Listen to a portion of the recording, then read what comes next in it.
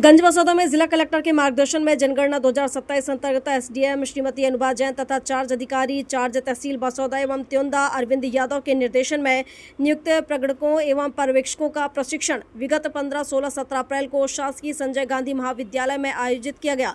इसमें 228 लोक सेवकों ने प्रशिक्षण प्राप्त किया। इसका दूसरा राउंड 21, 22, 23 अप्रैल को होगा। इसमें फील्डर नरेंद्र ठाकुर, अभय ठाकुर, अभय कुमार शर्मा, संजीव टंडन, प्रमोद भास्कर, महेंद्र सिंह रघुवंशी, मनीष दुबे, चंद्रशेखर राजपूत, योगेश चतुर्वेदी, रवि रंजन 5 अलग अलग कक्षों में प्रशिक्षण दे रहे हैं। 1872 से भारत देश आजाद कब हुआ? 1947 को 1950 है 1947। तो स्वतंत्रता के बाद ये कौन सी जनगणना है?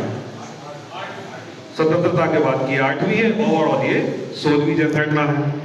अगर 1872 से ये शुरू हुई थी, इसका मतलब ये है कि हमारी जनगणना का लगभग 150 सालों का इतिहास है। 1872 से अगर हम काउंटिंग करेंगे तो लगभग 150 सालों का ये इतिहास है जिसमें हम प्रवेश कर रहे हैं। ठीक है ना? अब जब हम 150 सालों के इतिहास की बात करते हैं तो ये हमको पता लगता है कि जब पुरानी जनगणनाएं हुई होंगी, उन जनगणना के आंकड़ों के आधार पर भारत सरकार के द्वारा बृहद योजनाएं लागू की गई, जिसका लाभ हम लोगों के माध्यम से आम आदमी तक पहुंच रहा है। पहले की जनगणनाओं के आंकड़ों में ये बताया होगा कि व्यक्ति बाहर शौच के लिए बहुत जाते हैं।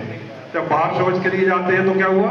स्वच्छता अभियान अंतर्गत शौचालय बनाने की स्कीम आई और आप लोगों के माध्यम से कई सारे लगभग घरों में शौचालय बने।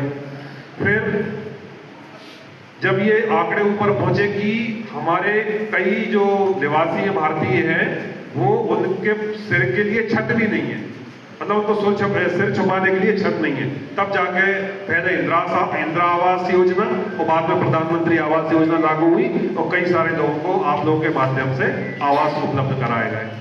फिर ये पता लगा जब आंकड़े जारी हुए कि हिंदुस्तान का वन क्षेत्र लगातार कम हो रहा है।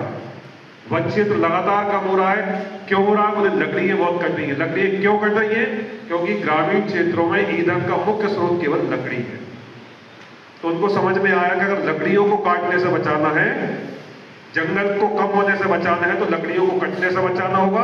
उसके लिए उन्होंने एक नई योजना निकाली जो क्या नाम से थी? वो उज्ज्वला योजना थी, जिस आप लोगों के सहयोग से ग्रामीण क्षेत्रों में, शहरी क्षेत्रों में लोगों को सिलेंडर उपलब्ध हुए।